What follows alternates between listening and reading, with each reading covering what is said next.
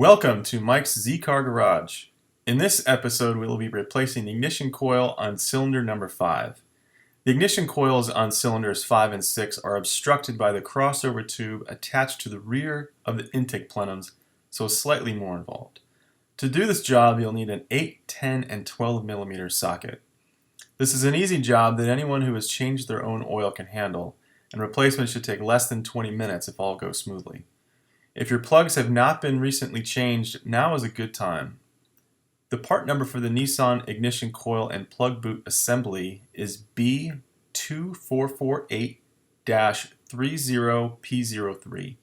I purchased mine from Concept Z Performance for about $100. You'll be transferring over the coil mounting bracket from the bad coil to the replacement. Now, let's go to the garage. Tube. So really the first step is going to be to get this guy out of the way. Some other things that will help will be removing some of the hoses over here on the passenger side. So we got a vacuum line that goes, I believe this is the pulsation dampener and this is the fuel pressure regulator. I might have those reversed. But there's just some other little small lines that if we remove, then we can basically rotate this thing out of the way. And this guy I've already got unbolted. I just don't really care for looking at, but just so people didn't get confused what the engine was, I sat it there. Alright, so let's get down to it. So the tools we're going to need is a 10 millimeter and 12 millimeter socket. And yeah, let's just do it. So the first thing we're going to do,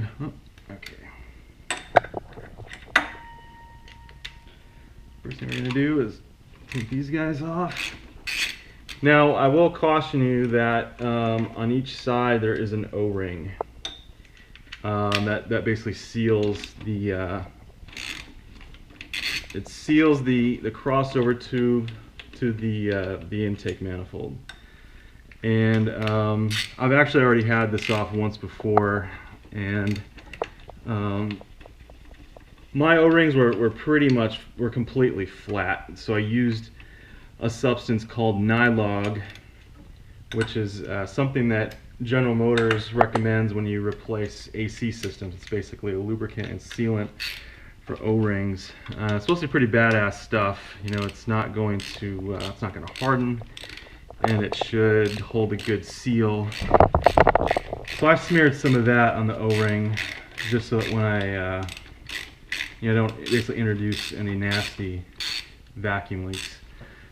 So what I'm doing here is taking off the throttle cable retainer. I guess I probably didn't need to do that.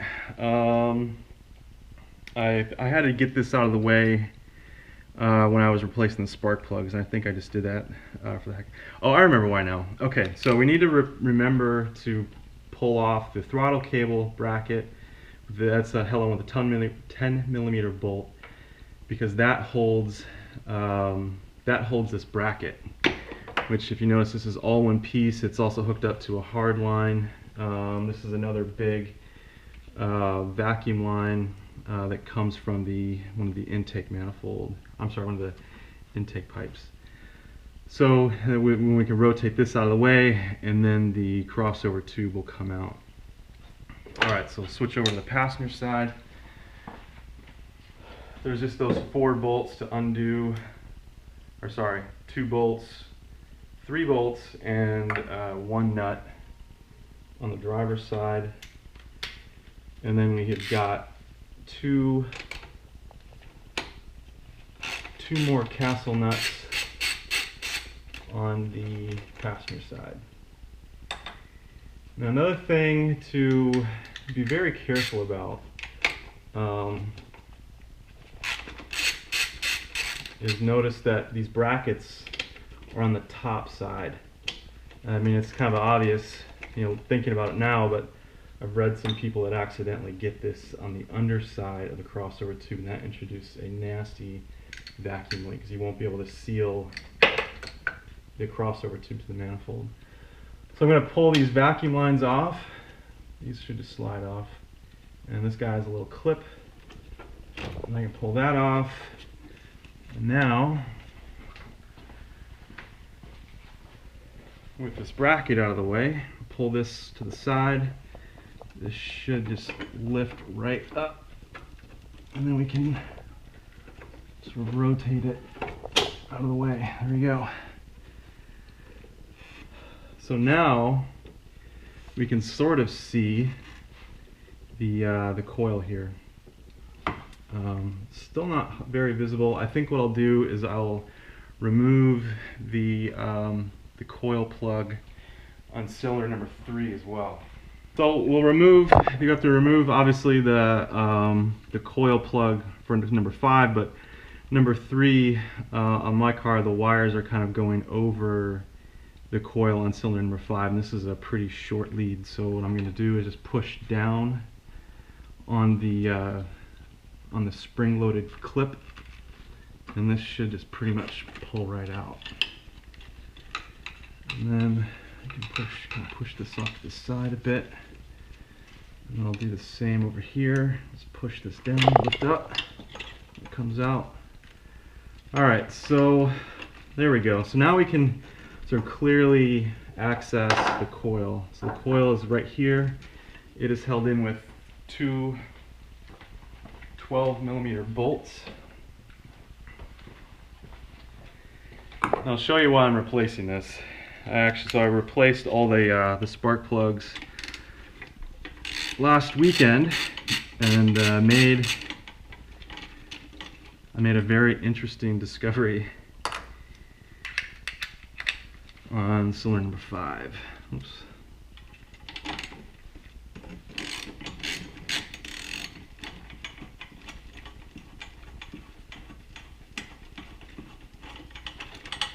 Okay, so we got the coil bracket bolts removed. Now you can kind of stick your finger under the bracket. I apologize if you can't see this well. I'm just one person doing this. So you pull this guy out. It should not fight you. It'll just come right out. Now you'll notice this should not be floppy, and maybe you can see the crack that's in there, and it just broke off.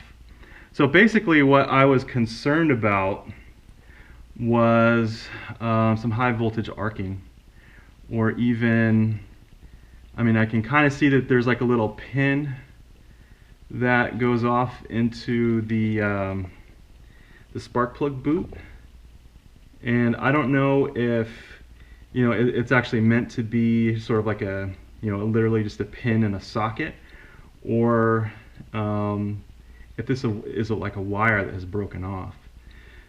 So the whole reason why I changed the plugs was I had a bit of a miss at idle, and sometimes the idle quality would be just fine, and others it would have a pretty good miss when the engine was warm.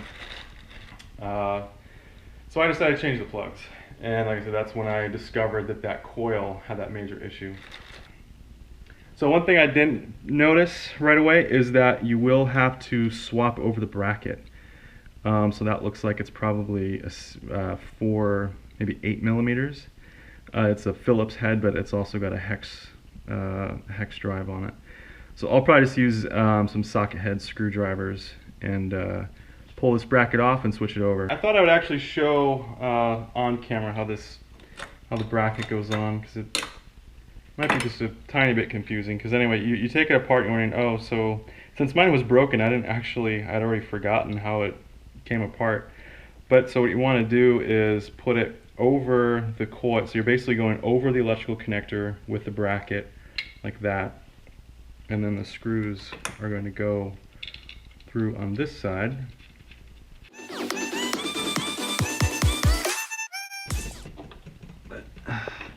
And it just basically slides right back in. And then so if you keep a little tray of nuts and bolts like I do, they'll all be probably mixed up. The shorter bolts are the ones that are for the coil bracket. And this guy right here on my car, it looks like there's a little vacuum line that's right there that wants to push that bolt and almost kind of force it to go in cross-threaded. So just be careful if it's in the way. That's why I like to sort of hand tighten everything first, because I've cross-threaded more than one bolt in my day, and that is not fun. These don't need a ton of torque, just nice and snug.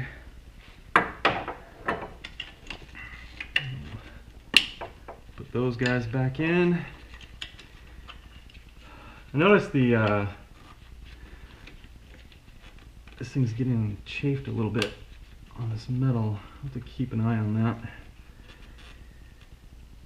Now I think I will put some fresh nylog on there. Making the assumption that this stuff does not attack, is not attacking these O-rings. That could be a dangerous assumption, so don't necessarily take my word for it. So I don't know if the camera's picking that up, but it's almost like the color and consistency of cold syrup. But the stuff, like I said, will not dry or harden. This is like a... Okay, so that's it. I mean, this project is, it's not difficult, but you know, there's just a little bit more to it than, say, if you were replacing the coil packs on, you know, 1, 2, 3, or 4. I mean, even 6 you could probably get to without removing that. I mean, it probably wouldn't be fun, but I think it looks like you can do it. So again, we're going to make sure that the bracket goes over this threaded stud here. The larger tube goes on the first nipple, that one goes there. And these are a little hard. I mean, the rubber, especially on this one, is hardened. So in the future, I might look to replace that. Alright, so these guys right here are held in with bolts. Again, kind of help it out a little bit, push the bracket in place so you don't accidentally cross thread these guys. That would not be good. And I can actually almost see the O-ring peeking out just a little bit. The O-ring that's held captive in the intake manifold. So you might want to kind of almost pull this crossover assembly a little bit. I can see it right there. I think once it's tightened down, it'll probably be all right, but I'm not going to take the chance. I actually didn't notice that the first time I did this.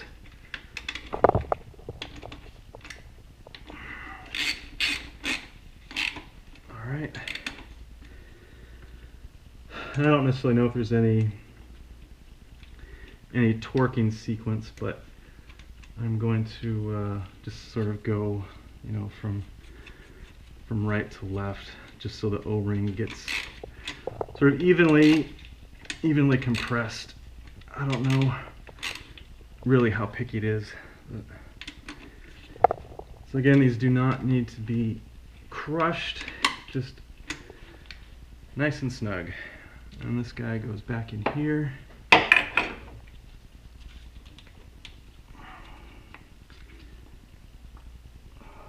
So I mentioned the Stillen Catback Powertrix SS coilovers, and I also have put on the Z1 intake. That's kind of basically a copy of the JWT pop charger.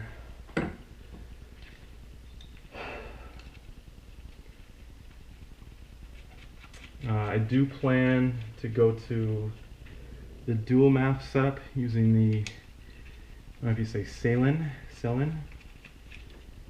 the dual MAF translator. Whoops, there's a 12mm.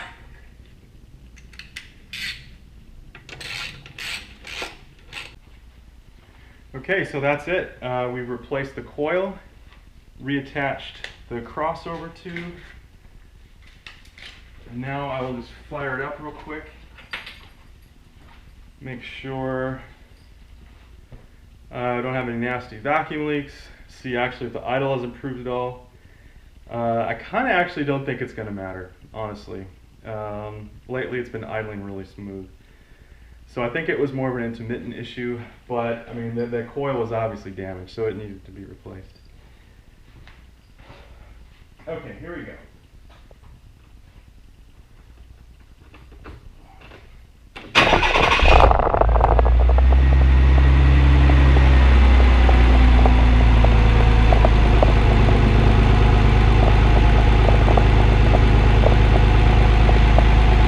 Wow, so that's actually quite nice. I know it's still in the cold warm-up open loop mode, but yeah, I mean if there was, I mean it definitely feels smoother. So it kind of makes me think that perhaps there was an issue, or maybe that coil was just getting weak. But all right, that was a success.